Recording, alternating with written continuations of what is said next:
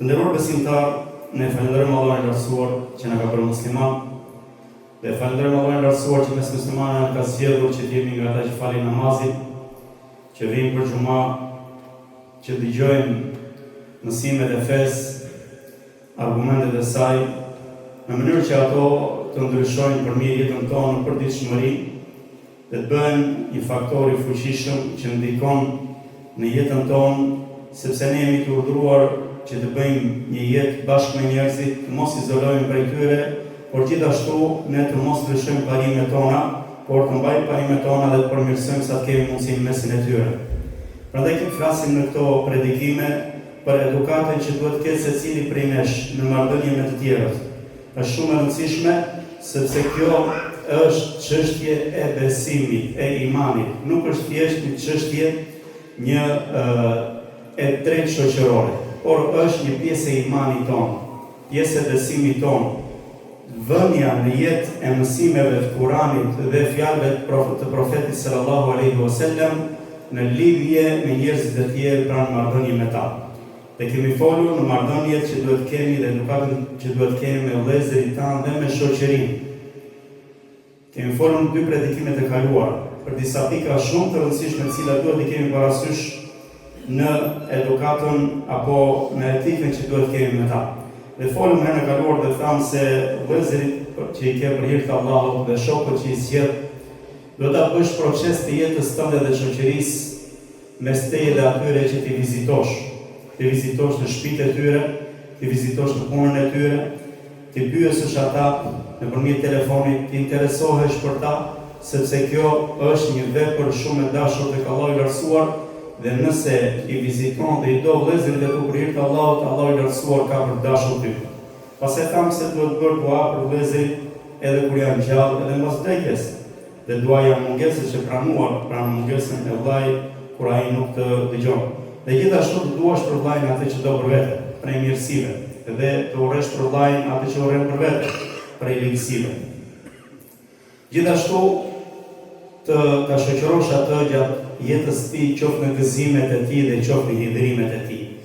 Ti ruash atij sekretet, ti mbulosh atij turpet dhe gjunahet, dhe gjithashtu të durosh ndaj tij edhe ti falësh shkeljet e tij, ti falësh gabimet e tij kundrejt teje.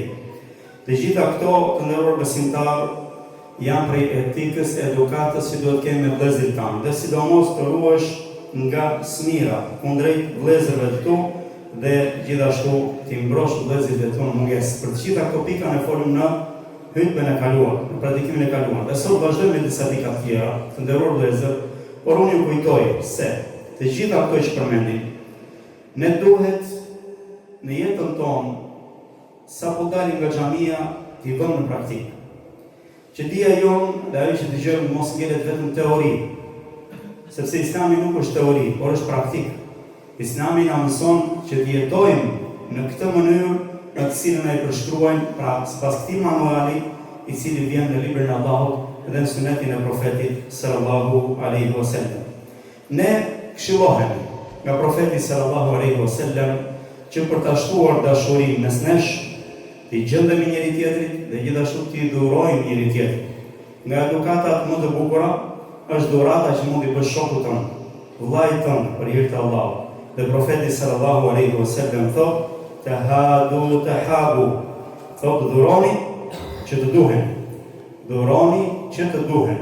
Pra dhurata, qoftë edhe të thjeshta, qoftë edhe simbolike, e bën njeriu të ndihet mirë dhe e bën atë që të afrohet me ty shpirtërisht dhe gjithashtu të shtohet dashuria për hir të Allahut. Dhe thotë profeti sallallahu alaihi wasallam: "Përgjigjuni thirrjes kur ju ftojnë", pra ftesës përgjigjuni, dhe gjithashtu mos e ktheni mbrapsh dhuratën, sepse kthimi mbrapsh e dhuratës, mos pranimi i saj, e bën njeriu që të thyhet në zemrën e tij, të thyhet shpirtërisht dhe e lëndon atë. Të nderuar besimtar, edukat shumë e rëndësishme në marrëdhëniet tona me shokët tanë, madje me gjithë njerëzit, është që ne të jemi besnik, të sinqert dhe të mos jemi tradhtar, të mos jemi mashtrues.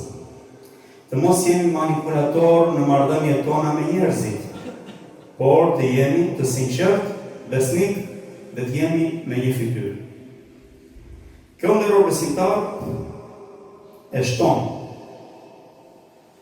vllazërin, shoqërin, e forcon atë, ndërsa mashtrimi, ndërsa tradhtia, vetëm se i përçaj njerëzit, vetëm se i largojnë bereqetin. Thot profeti sallallahu alaihi wasallam, muslimani është vllai i muslimanit. Nuk e tradhton atë. Nuk e tradhton atë. Dhe gjithashtu nuk e mashtron. Dhe gjithashtu nuk e poshtron. Pra muslimani është vllai i muslimanit. Nuk e tradhton, nuk e mashtron dhe nuk e poshtron. Çdo musliman kundrejt muslimanit tjetër ka të shenjta, nderi, gjakun dhe pasurinë. Domethënë që nuk duhet t'i shkelet nderi i tij, t'i hahet pasuria e tij apo t'i derdhet gjaku i tij. Thot, devotshmëria është këtu dhe tregon 3 herë në zemrën e tij. Pra nëse do të tregosh që je besimtar i mirë, do ta dish se devotshmëria qëndron këtu, jo me pretendime, por me frikën e Zotit dhe me marrëdhënie korrekte me njerëzit e tjerë. E mjafton njeriu prej sherrit që të nënshmoj vllain e tij musliman. Pra, do të bëjmë kujdes në jetën tonë që të mos nënshmojmë muslimanët e tjerë. Dhe ta dimë se Allahu i Lartësuar nuk i do ata që tradhtojnë. Njerëzit që janë tradhtar, njerëzit që janë pa besë, Allahu i Lartësuar nuk i do, siç thotë në librin e tij, inna Allaha la yuhibbul kha'inin, Allahu nuk i do ata të cilët janë manipulatorë dhe janë tradhtar. Veç kësaj nderor besimtar, këtë kemi parasysh për një fenomen që ndodh shpesh. Dhe ky fenomen është braktisja ose bojkoti. Bojkoti, ndarje, të mos folur, largimi nga njëri tjetri. Kjo mes muslimanëve është ndaluar. Bojkoti mes muslimanëve është ndaluar. Profeti sallallahu alaihi wasallam thotë nuk lejohet, nuk është halal, që muslimani ta bojkotojë vllain e tij mbi 3 ditë. E të takohen e secili thotë kthehet në krahun, pra në krahun tjetër. Të mos e shikojmë me fytyrë, po të kthehet në krahun tjetër. Dhe më i miri prej tyre është ai i cili fillon i pari me selam, pra është ai i pari i cili tregon pajtueshmëri dhe jep selam i pari. Dhe çështja e bojkotit në kohën tonë është një nga sëmundjet e kohës, sepse keq përdoret. Dhe e çuditshme është që bojkoti sot po bëhet nga poshtë lart. Domethënë, nga ata njerëz që nuk kanë pushtet dhe fuqi dhe dije, u bëhet njerëzve të cilët janë me dije, kanë poste dhe kanë një emër dhe kanë një aktivitet. Dhe kjo nuk është sipas Islamit. Islami na mëson se bojkoti bëhet për edukim. Bojkoti bëhet nga ai që ka një post, nga ai që ka një emër, nga ai që ka dije, kundrejt atyre të cilët janë nervese, kundrejt atyre të cilët janë me problematika, me bidate, me gjëra të cilat dëmtojnë shoqërinë islame. Dhe ai që ka, që i dëgjohet zëri, thot filani të bojkotohet, mos i flisni, në mënyrë që të pendohet. Ky është qëllimi. Dhe bojkoti është si ilaçi. Ilaçi nëse e merr më pak se ç'duhet, pra dozën e merr më pak se ç'duhet, nuk jep efekt. Dhe nëse e merr më shumë se ç'duhet, të dëmton, mund të vrasë. Por duhet në masën e duhur. Dhe nuk mundet një njeri i cili vjen për pak ditë në xhami, ta marrë këtë si një nga dispozitat islame dhe të filloj të bojkotojë hoxhën e xhamisë apo muslimanët e vjetër, për shkak se mendon se ka kuptuar të vërtetën. Por unë e shfrytëzoj këtë rast dhe u them të gjithë këtyre të rinjve, kush është prezent apo kush nuk është, nëse dikush ju këndon vesh dhe ju thot bojkotoni hoxhën, bojkotoni këta njerëz, edhe nëse e dëgjoni dhe mashtroheni përkohësisht, u them se kur të vi koha që të duket e vështirë feja për shkak të kuptimit të shtrembur që keni marrë që në fillim, mos e lini fen se nuk është faji fes. Është faji atyre njerëzve që ju kanë mashtruar. Prandaj lerini ata dhe ejani në xhami, ejani tek feja, të cilën e zbriti Zoti që ta shijoni atë, sepse po shikojmë dezertim dhe lëmje të fesë nga të rinj, të cilët ngatërrohen në këto lloj manipulimesh, Allahu i Lartësuar i ruaj besimtarët nga ky devijim. Prandaj nuk i lejohet muslimanit ta bojkotojë vllain e tij më shumë se 3 ditë, nëse ke konflikt me vllain tënd për dynja, për problematika të ndryshme, 3 ditë i ketë mjaftueshme ta shkarkosh gjithë inatin tënd, gjithë zemrimin tënd. Pas 3 ditësh ktheu tek vllai dhe jepi selam. Ka dhënë Allahu i Lartësuar kohë plot që të pendohesh për 3 ditë, që të qetësohesh, Ktheu pastaj edhe nëse duhet që të kërkosh drejtën tënde. Kërkoje prej tij me qetësi. Por pajtohu me të sepse Islami nuk e aprovon këtë veprim. Profeti sallallahu alajhi wasallam thotë ngrihen punët tek Allahu të hënën dhe të ejtën. Punët e robit që ka punuar gjatë javës, punët e mira dhe u pranojnë të gjithë punët përveç atyre të cilët janë të konfliktuar dhe nuk flasin me njëri tjetrin. Thotë Allahu i lartësuar, lërini ata derisa pajtohen. Pra nuk pranojnë punët nëse je pra i konfliktuar dhe je i zemruar me vëllezërit e tu dhe i ke bojkotuar ata. Veç pse në rrugë besimtar duhet që me njëri tjetrin ne të bashkëpunojmë për mirësi, për të mirë. Sa më shumë kemi mundësi, Allahu i lartësuar thotë o ta'awanu 'ala al-birri wat-taqwa. Bashkëpunoni me njëri tjetrin për mirësi dhe devotshmëri. Për mirësi dhe devotshmëri, pra bashkëpunoni me njëri tjetrin, bëni bashkë për çfarë ju shton mirësitë tuaja, për çfarë është e mirë dhe e bukur dhe në dobi të njerëzve, dhe për çfarë u shton juve imanin, besimin, para Zotit gjithësisë. Nuk do të bashkëpunosh me vëllezërit e tu për gjuna, për tradhti, për dëm, për gjëra të cilat janë të ndaluara fetarisht. Bëu bashkë me ta në projekte të mira. Bëu një dorë me ta dhe organizoj vëllezërit e tu dhe të gjithë merrni pjesë në çfarë është e dobishme. Dhe gjithashtu bëuni bashkë për të qenë në mezhliset e dijes, kuvendet e dijes, për shtuar dijen, për të dëgjuar mësimet e dijes, për të lexuar bashkërisht në mënyrë që të shtohet devotshmëria. Kjo është vllazëria e vërtetë dhe e sinqertë. Jo ajo e cila të tërheqë në gjuna dhe që të merresh me gibete, me thashetheme, me përgojime dhe me hyrje në nderin e njerëzve të tjerë. Dhe nëse vllai jot bie në gjuna, rrëshqet, bën një gabim, të liqe, jepi dorën, mos e zhyt më thellë në gropën që ka rënë. Mos i vendos shelmin tënd që ta groposësh, por tërhiq atë. Thotë Umeri radiallahu anhu, kur të shikoni vllain tuaj që ka rrëshqitur, pra bëri një gabim, gaboje. Atëherë thotë, merreni për dorë, drejtojeni në rrugën e drejtë. Jepini atij ndihmë që të dalë nga gropa në cilën ka rënë. Dhe lutuni Allahut t'ia pranojë pendimin atij. Dhe mos u bëni thotë ndihmës të shejtanit kundër vllait tuaj. Mos e ndihmoni shejtanin kundër vllait tuaj, që shejtani ka nxjerrë ta syt për të rënë vit dhe ju ta shtyni akoma më shumë.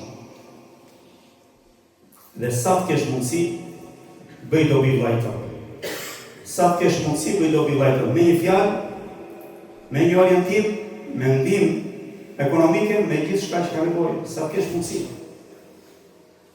Thotë profeti sallallahu alaihi wasallam, kush mundet nga ju që t'i bëj dobi vllait të tij, le t'i bëj dobi atij. Në çdo lloj gjëje, madje apo të vogël, që ke mundësi t'i bësh dobi, bëj dobi dhe mos ndëshmo nga punët e mira asgjë, siç e përmendëm hadithin në herën e kaluar, qoftë edhe që vllai tënd i dalë shpara me fytyrë të qelur. Dhe ndihmoja atë edhe nëse duhet nga një herë t'japësh atij përparësi dhe vetes tënde. Kjo është një gradë shumë e lartë e imanit. Jo të gjithë arrin që t'japësh përparësi edhe pse vetë ke nevojë. Allah i lartësuar përmend besimtarët e mirë, ata ansarët, besimtarët e Medinës të parë.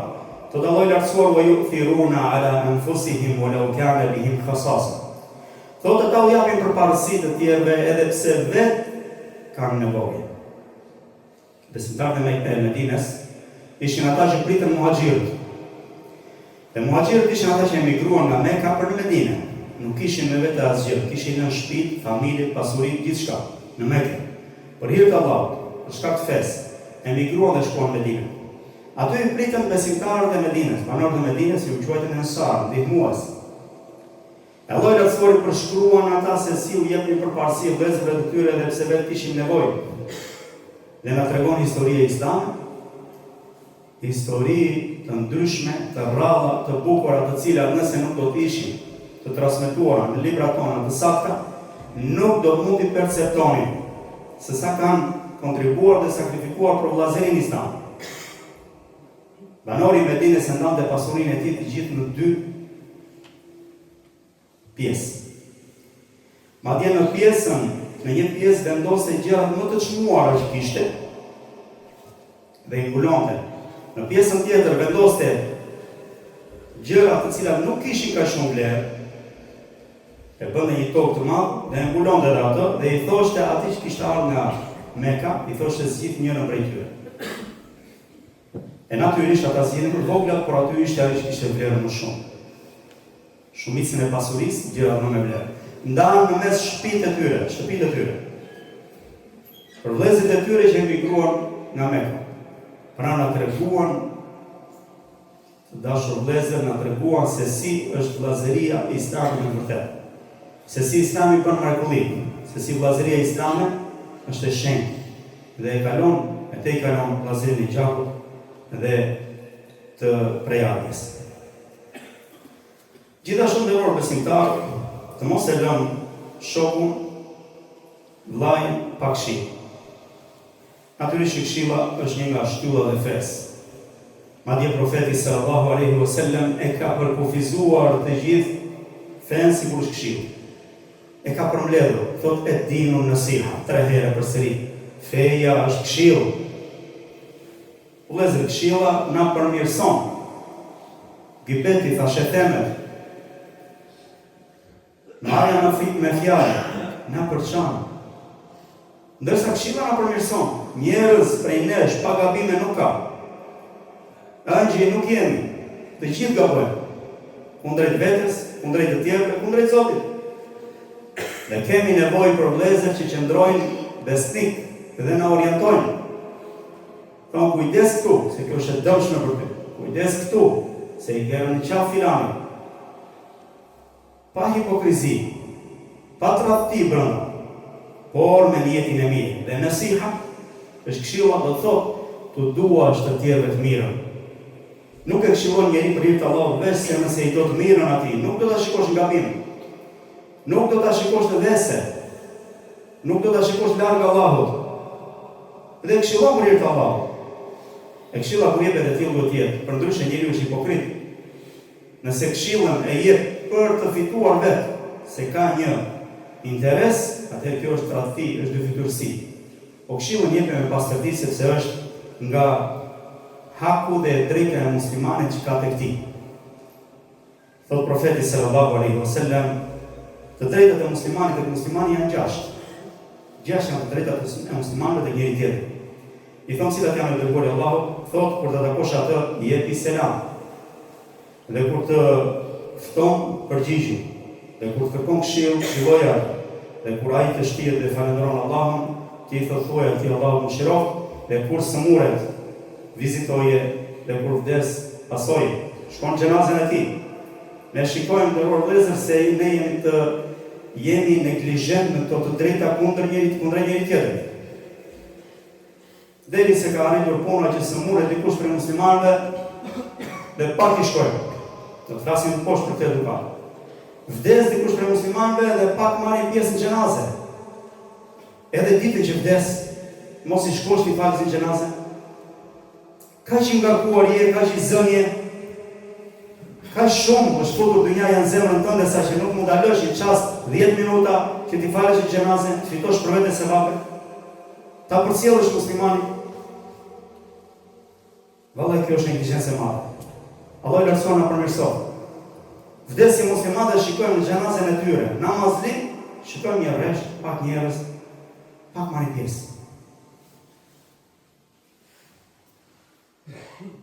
Dhe kthehemi tek këshilla e robës së tas, se shkojmë në drejtat e muslimanit dhe muslimanit. Dhe i dërguari Allahu sallallahu alaihi wasallam ka pasur një grup prej sahabëve, prej shokëve të tij, prej dishepujve të tij, që u ka marrë besën që të jenë këshillues ndaj muslimanëve. Për tyre ka qenë Xheriri ibn Abdillah. Xheriri ibn Abdillah, Allahu qoftë i kënaqur me të, i ka dhënë besën profetit sallallahu alaihi wasallam që do të ishte këshillues dhe do të donte të mirën muslimanëve. Dhe nga historitë që tregohen se si e ka aplikuar në jetën e tij këtë besë të dhënë profetit sallallahu alaihi wasallam, është se një ditë dërgoi djalin e tij në pazar të blinte një kar. Dhe shkoi djali i tij i cili ishte i aftë në tregti, shkon atje dhe e blen një kal të mirë për 300 dirham. 300 dirham. Ndërkohë që kali ishte më i shtrenjtë. Kur vjen tek djali dhe shikon kalin, Xheriri ibn Abdillah, I thot sa e bleve, thot 300 dirham. Thot ky ka për më shumë saq. Më qof thot tek ai që ka shipur.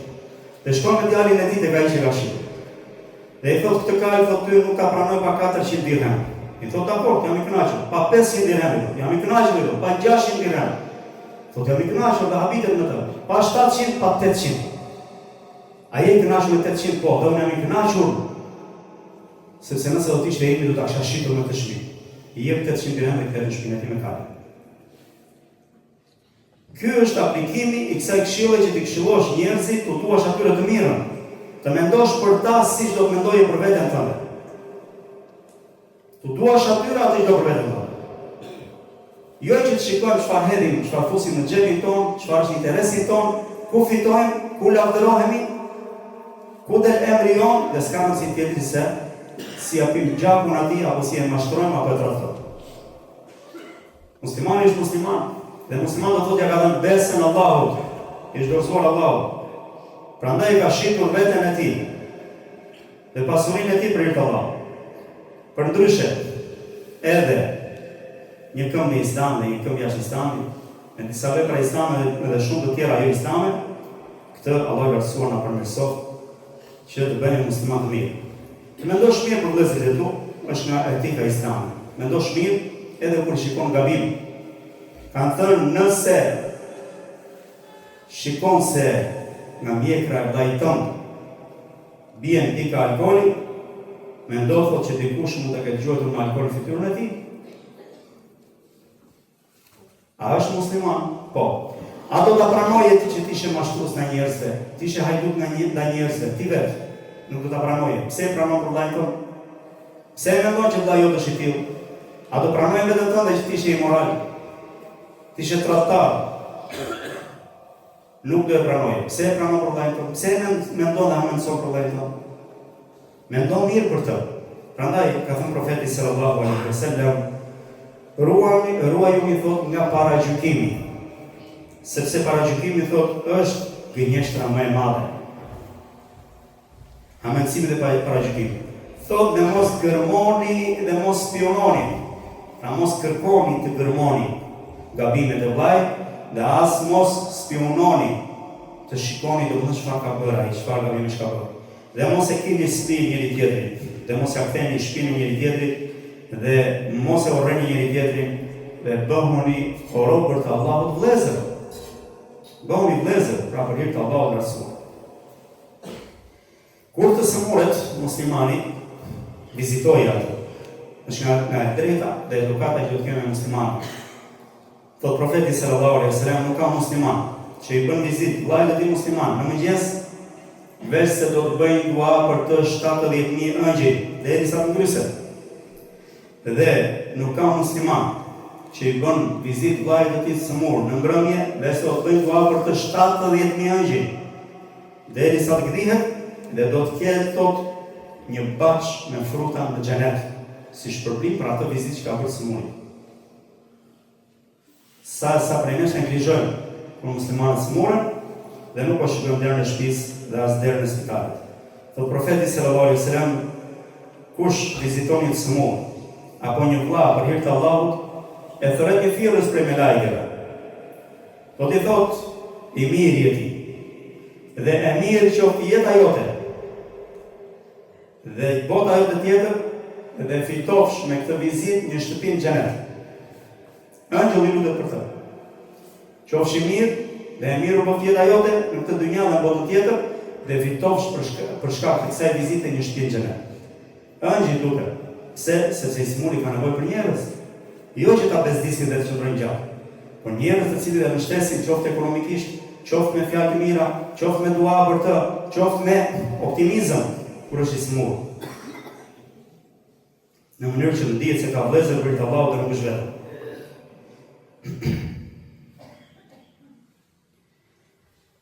Lësëm Allah Rasuar na bëj besimtar të mirë, na bëj vëllezër për të tij, na përmirësojnë sjelljet tona, edukatën tonë sallallahu alaihi wasallam ala nabina Muhammad wa ala alihi wa ashabihi ecma'in. Alhamdulillah rabbil alamin wa salatu wa taslima ala nabina Muhammad wa ala alihi wa ashabihi ecma'in. Temi të mëshirshëm me njëri tjetrin është nga etikat dhe edukatat që na mëson Islami. Allah Rasul e urdhëron profetin Muhammed sallallahu alaihi wasallam dhe i thotë waqfid janahaka liman ittaba'aka min al-mu'minin. Do tregohu i but me ata të cilët të ndjekin pasojnë ty prej besimtarëve. Dhe gjithashtu Allah i lartësuar kur i cilëson besimtarët e mirë, të devotshëm thotë edillatin 'alal mu'minin. Janë të përulur, modest kundrejt besimtarëve. Thotë e izzetin 'alal kafirin. Dhe atyre që janë fe mohues, si mohojnë Allahun, mohojnë fe, janë krenar, janë kryelartë kundrejt tyre. Pra nëse ti do të tregosh krenarin, mos e tregon ata që janë besimtarë në Allah, ata që ulin kokën Allahut në sejdë, por tregoj krenarin tënde pamburje kundrejt atyre që janë mohues të Zotit. Veç pse ne besimtarë të pajtojmë me vëllezërve të cilët janë në konflikt. Është nga pikat në cilën në mbesi në qenër. Sa herë që shkojnë muslimanë të cilët janë në konflikt, ndoshta të hiqemi secili në punën e vet dhe nuk ndërhyjmë. Ndërkohë që ne duhet marrim një rol pajtues mes muslimanëve. Jo të rrim të heshtim apo të mbajmë krahun e njërit apo tjetrit. A e dini se Allah i lartësuar na i ka lejuar që ne të gënjejmë në këtë rast? Nuk konsiderohet gënjeshtër, thotë profeti sallallahu alajhi wasallam, ajo që është për pajtuar njerëzit dhe për të shtuar të mirën, fjalët e mira për njëri tjetër, për ata. Allah i lartësuar e do gënjeshtën kur është për pajtim dhe e urren të vërtetën kur përçan. Ai gjen ka argumenteve. Atë pse nuk veprojmë ato? Nëse Allah na bëj rrezik punën me dijen tonë. Abu Darda radiallahu anhu transmeton se profeti sallallahu alaihi wasallam ka thënë: "A tu tregoj se çfarë është më e mirë se grada e agjerimit, e namazit dhe sadakas?" Këto janë adhurimet madhore. Namaz, agjerim, sadaka janë adhurime në pjedestal. E profeti sallallahu alaihi wasallam thotë: "Më mirë se kaq, a tu tregoj se çfarë është?" I thonë posiri dhe gori Allahu, thotë të pajtoni mes njerëzve. Të pajtoni mes njerëzve, sepse thotë, përçarja mes njerëzve, konflikti mes njerëzve është shkatërrimtar. E quhen haliqa, ruajtse. Nuk të lë se vape përçarje, sepse përçarja quhen armiqësi në përgojim, në thashetheme, në shpifje, ndoshta edhe në devin e gjakut. Prandaj thotë më mirë se namazi, agjerimi dhe sadakaja është të pajtoni mes njerëzve dhe dijeni se përçarja mes njerëzve është shkatërrimtare. Dhe gjithashtu, ndëror besimtar, duhet kemi kujdes se sa herë i bëjmë mirë vllajt, shokut, njerëzve në përgjithësi, nuk duhet të jetë edukata jonë që ne t'ja përmendim të mirën. Të mirën që i bëjmë mos ja përmendim kurrë, ta harrojmë atë. Të mos e harrojmë të mirën që ai na bën, dhe të mirën që ne i bëjmë atij të harrojmë. Allahu na e regjistron. Nëse kemi bërë me sinqeritet dhe jemi besnik, e ka regjistruar Allahu, do ta marrë shpërbimin e saj në këtë botë para botës tjetër. Ndërsa të mirën e tjetrit mos e harrosh që t'ia kthesh të mirën. Dhe lutu për të. Prandaj Allahu i lartësuar ndalon në librin e tij dhe thotë: "Ja ayyuhalladhina amanu la tubtilu sadaqatikum bil manni wal adha." Thotë o ju që keni besuar, o ju besimtarë, mos i çoni dëm sadakat tuaja, kontributet tuaja, të çfarë do lloji mënyre i qofshin ato. Mos i çoni dëm me përmendje dhe me lëndimin e të tjerëve. Mos ja përmend, unë të shpëtova, unë të ndihmova, unë të gjenda, unë fola mirë për ty. Mos ja përmend, sepse e lëndon. Bëje për hir të Allahut Rasul. Thot profeti sallallahu alaihi wasallam, 3 personave nuk ju flet Allahu ditë në gjykimit. Dhe as nuk i shikon, dhe as nuk i pastron. Dhe këta thot do të kenë dënim të dëmshëm. Pasi e ka thënë profeti sallallahu alaihi wasallam, Ebu Dherri ka thënë, me të vërtetë që kanë shkatëruar e jugur e Allah. Kush janë ta? Pra, ata njerëz që Allah i lartësuar ditën e gjykimit nuk u flet, nuk i shikon, nuk i pastron, madje do të kenë dënim të dëmshëm. thot me të vërtet që kanë shkatëruar i dërguari i Allahut. Kush janë këta? Thot profeti sallallahu alaihi wasallam, ai I cili e tërheq rrobën e tij zvarr nga unë matësia. Andaj besimtari ka rregulla në rrobat e tij. Thot dhe ai që e përmend të mirën që ka bërë. Ja përmend nevojtarit të mirën që ka bërë, thot dhe ai I cili e shet thot mallin e tij me betime të gënjeshtra.